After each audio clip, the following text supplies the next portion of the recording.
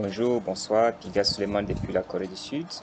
Ce matin, je m'adresse à mes frères de Burkina Faso et un peu partout dans le monde qui aujourd'hui traversent des moments difficiles, un changement dans les habitudes lié justement à l'existence de ces virus qui depuis plus de 4 5 mois changent nos habitudes, nous met dans des situations que nous n'avions pas prévues. Mais en même temps, face à ces difficultés, comme aiment le dire certains les économistes, toute crise étant une opportunité, je pense que c'est une opportunité que nous devons saisir pour justement repenser la condition humaine, repenser nos institutions, repenser nos rapports aux choses, nos rapports au monde et nos rapports avec nous-mêmes. C'est très important. Euh, Aujourd'hui, la situation qui se passe au Burkina Faso nous interpelle. Il nous interpelle sur d'abord un rapport à nous-mêmes et comment nous vivons les uns avec les autres. Vous voyez, d'après les statistiques, notamment le World Value Survey de 2009, il est montré que 80% des Burkinabés pensent que nous n'avons pas confiance les uns les autres et que plus de 60% des Burkinabés n'ont pas confiance au gouvernement. Ce sont des statistiques, ce sont des données. Ce qui suppose que dans une situation de crise où il est important et impératif que les individus qui, dans la société, c'est-à-dire la population, puissent suivre les instructions qui émanent des gouvernants et que les comportements individuels ne mettent pas à risque la cohésion ou la santé ou la bonne marche de la collectivité, il est important que justement nous travaillons à voir qu'est-ce qui fait que la population n'arrive pas à vivre ensemble et que les comportements individuels tendent justement à mettre à risque le bien-être collectif. Mais déjà, comme je l'ai dit, avec les statistiques, vous savez déjà que nous sommes dans une société où l'un des problèmes fondamentaux à gérer, c'est la question de la confiance. La question fondamentale donc on se pose à partir de ce moment-là, quel doit être le rôle d'un gouvernement dans une situation de crise où plus de 80% de la population pense qu'on ne peut pas avoir confiance les uns les autres et plus de 60% n'a pas confiance au gouvernement. Il est assez clair et net que l'objectif de cet État serait justement de reconstruire, de rétablir la confiance entre le peuple et lui-même et le peuple et l'État central. La question fondamentale, non, c'est comment est-ce que justement on rétablit la confiance entre les individus et comment est-ce qu'on arrive à rétablir l'État, la confiance entre l'individu et l'État. La question, il faut savoir d'où vient justement cette situation de crise de confiance entre les individus et comment justement il faut travailler à les rétablir. Donc déjà, c'est un point fondamental. Rétablir la confiance entre la population et justement entre le peuple et l'État. Là, c'est un élément qui est très important. Deuxième élément important, c'est que selon également ces statistiques, plus de 60% des Burkinabés croient en la science, pensent que la science peut être un élément fondamental justement pour améliorer les conditions de vie des populations. Là encore, c'est un élément important pour montrer justement que si l'État a envie de mener des mesures, des investissements subséquents dans cette période de crise pour le développement de la science, si elle arrive à communiquer, à rétablir la confiance que le peuple a entre justement, que le peuple doit avoir envers lui, c'est-à-dire l'État, il est plus facile justement d'allouer un certain nombre d'investissements dans le domaine de la science sans que le peuple justement ait l'impression que c'est du gaspillage des ressources et que justement cet investissement va lui profiter. Donc ça, c'est déjà un élément. Troisième élément encore de ces statistiques qui montre que justement les populations burkinabées pensent que justement ont plus confiance aux hommes religieux, aux chefs coutumiers qu'aux politiciens. Donc également, ça veut dire que si on veut travailler à rétablir la confiance dans notre État, on a besoin de travailler avec les hommes religieux et les autorités coutumières pour justement travailler à rétablir la confiance qu'il y a au niveau de son peuple. Vous voyez.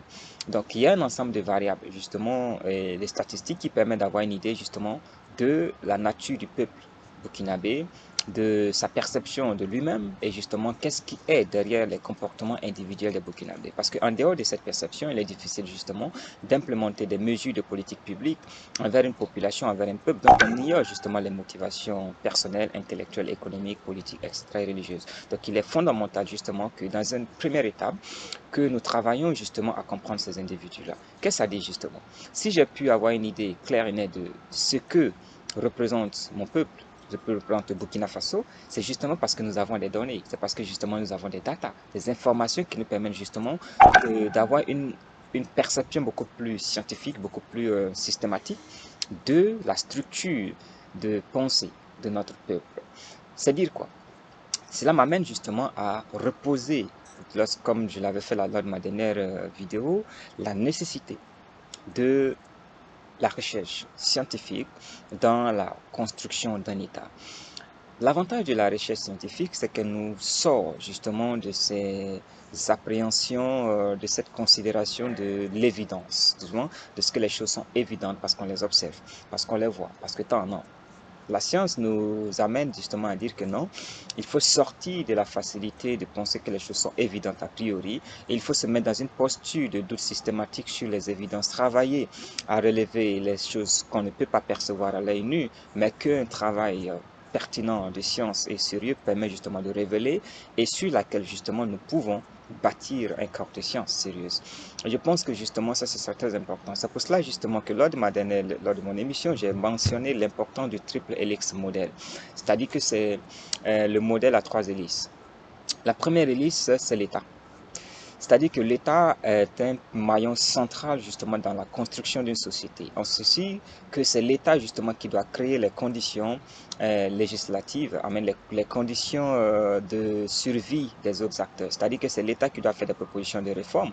Quand je dis l'État, c'est-à-dire que toute l'administration, c'est-à-dire que l'État, le Parlement, tous ces éléments, toutes ces structures doivent faire en sorte qu'on puisse édicter des règles du jeu dans la société qui permettent justement la participation de tout le monde et aussi de permettre un jeu équitable qui permet à tous les acteurs de la société, c'est-à-dire les individus, les travailleurs de la fonction publique, de la fonction privée, les syndicats, tout le monde de pouvoir sentir justement qu'ils ont une place dans la société, leur place est respectée et inscrite dans un cadre légal et qu'ils ont le droit de le faire. La deuxième option, la deuxième hélice, c'est justement les instituts de recherche, les universités. Les instituts de recherche et les universités jouent un rôle très important dans le développement d'un État. C'est-à-dire que justement, l'État doit travailler à faire en sorte que nous ayons des universités très bien organisées, permettre l'éclosion d'instituts de recherche tant publics que privés, qui doivent justement penser l'économie, penser la société de manière beaucoup plus évidente, pragmatique, avec des preuves à l'appui. Cela permet de reverser à l'État un ensemble d'informations qui lui permet d'avoir de la visibilité et de la lisibilité par rapport justement à ce qui ne va pas et ce qui va, et comment est-ce que sur la base de ces informations pouvoir justement élaborer des politiques publiques qui s'attaquent justement aux problèmes clés et fondamentaux de la société. C'est très important. Sans claire idée de ce qui ne va pas, on ne peut pas justement avoir des mesures qui règlent justement ces problèmes-là. On va toujours tâtonner, on va toujours penser que investir 10 millions dans la recherche peut être important si on ne sait pas dans quelle partie de la recherche il y a un impact. Parce que le plus important en recherche, ce n'est pas seulement l'impact positif, il y a aussi la magnitude, c'est-à-dire que, le pourcentage de la contribution, l'impact, voilà, c'est ça, c'est le mot que je cherchais. Parce que ça sert à rien d'investir 100 milliards de francs CFA, même si l'effet est positif et que l'impact soit très petit. Donc il est important de voir quels sont les secteurs dans lesquels il faut investir suffisamment de fonds pour avoir un impact significatif et surtout avec des effets spillover, c'est-à-dire que des effets de ruissellement sur le reste de l'économie et sur les différents acteurs de la société. C'est en cela justement qu'un travail scientifique et technique permet justement d'avoir une idée justement des secteurs dans lesquels il faut investir et pour quelles raisons, et surtout quels peuvent être les effets de ruissellement de ces investissements. Et le troisième aspect qui est très important, c'est justement le secteur industriel, le secteur de l'économie, le secteur des entreprises. C'est-à-dire qu'il faut faire en sorte que les industries, les entreprises, le secteur de l'entrepreneuriat, tout cet environnement de la société qui est orienté vers la production puisse justement être lié justement aux instituts de recherche. Il faut justement que les entreprises, les entrepreneurs, les industries puissent justement bénéficier, d'étudiants formés, donc c'est-à-dire d'une main-d'œuvre qualifiés, formés dans des universités qui répondent systématiquement à leurs besoins. C'est très important parce que ça ne sert à rien de former des gens qui ne serviront à rien du tout, qui vont chômer parce que justement on a un secteur industriel, un secteur privé qui n'a pas besoin de leur savoir en ce moment précis, tu vois. Donc c'est qu'on forme des gens dont on a besoin par rapport justement à une industrie précise. Et ça a été le cas de la Corée du Sud qui a formé des gens en fonction des besoins de l'économie au moment où on investissait dans ces secteurs. Parce que l'état de développement de ton économie permet de savoir quel est le type de savoir dont tu as besoin à un moment précis. Et en évoluant, on essaie justement d'investir dans les secteurs, dans la formation, dans l'éducation, en fonction justement des besoins de l'économie. C'est très important. Et justement, le lien très étroit entre le milieu de l'entrepreneuriat, le milieu de l'industrie, c'est des entreprises du secteur de la production, et justement le secteur de la recherche et de l'université et des écoles doit être un lien quasi fusionnel. Ça doit être vraiment très lié, vous voyez, pour qu'il y ait un matching entre le système éducatif et justement le besoin en main-d'œuvre des entreprises du secteur privé. Si on arrive à match les deux, vous voyez que justement ça permet de faire en sorte que les flux d'étudiants, le flux de savoir qui sera créé, les personnes qui seront formées dans le secteur de l'éducatif et de le secteur éducatif pourront justement aller justement directement dans le secteur entrepreneuriat. Et le rôle de l'État justement, c'est de créer ce cadre institutionnel qui permet ce mouvement de l'université vers justement le milieu des entreprises, etc. Donc c'est vraiment très important ce qu'on appelle les trois hélices. Et c'est ce qui a été développé en Allemagne en 1949 avec la Fraunhofer Society qui joue ce rôle, qui fait que l'Allemagne aujourd'hui est l'une des économies les plus innovatives, innovatives et innovatrices d'Europe aujourd'hui. La Corée justement a essayé de benchmark l'Allemagne au début des années 70-80. Donc je vais dire que ce sont des moyens, ce sont des méthodes qui marchent un peu partout. Il faut qu'on pense également à benchmark ce qui marche. Donc voilà un peu ce que je voulais apporter comme contribution aujourd'hui pour dire que nous avons des espaces qu'il faut qu'on remplisse. Nous avons une situation, il faut qu'on fasse appel à toute la créativité. Il ne faut pas attendre justement des réponses toutes faites et justes, sinon on ne va pas s'en sortir. Mais on doit être dans un moment de tâtonnement, on doit faire appel au génie burkinabé, inventer, innover. Essayons tout ce qui est possible, tout ce qui peut sortir de notre tête, comme disait Sankara. Il faut tout ce qui est imaginable par l'homme et réalisable par lui. Encore faut-il qu'on ait l'audace de l'essayer sur le terrain. Essayons tout ce qui peut marcher.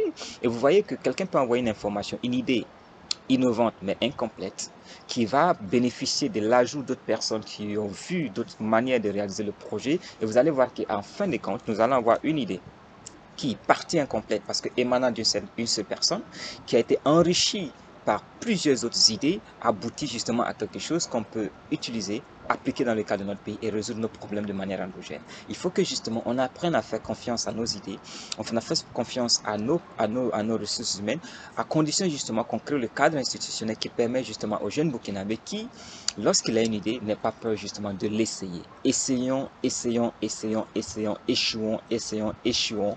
Essayons des millions de fois, échouons peut-être 999 999 fois, mais au moins ayons une seule bonne réussite, un succès. Et ce succès va servir aux générations qui vont venir. Et les générations qui vont venir ne vont plus essayer les 1 million de fois pour avoir ce seul résultat, parce que notre génération l'aura trouvé. Nous devons, même si c'est une seule solution aux millions de questions, pour que la génération qui vient n'ait plus à faire la même, essayer 1 million de fois pour avoir cette réponse. Donc, je pense que c'est la responsabilité de notre génération de faire ces essais.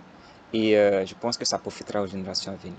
Donc je pense qu'à partir des semaines à venir, je ferai des vidéos où je proposerai systématiquement des options, des idées pas parfaites, mais des idées qui pourront bénéficier de d'autres idées plus clairvoyantes, plus enrichies dans des domaines précis pour l'améliorer, quitte à ce que on puisse aboutir justement à une société qui a essayé, qui a trouvé des réponses et que ces réponses sont des réponses endogènes que nous, en tant que Burkinabés, nous, en tant qu'Africains, on a pensé, on a trouvé et qu'on est fiers. Ok? Donc voilà ce que je voulais apporter pour ma petite vidéo d'aujourd'hui et je souhaite beaucoup de courage à tout le monde et que voilà, c'est le moment d'essayer et qu'en essayant, nous allons trouver des réponses à notre pays. Voilà. Merci et bonne journée à tout le monde et bonne soirée à tout le monde.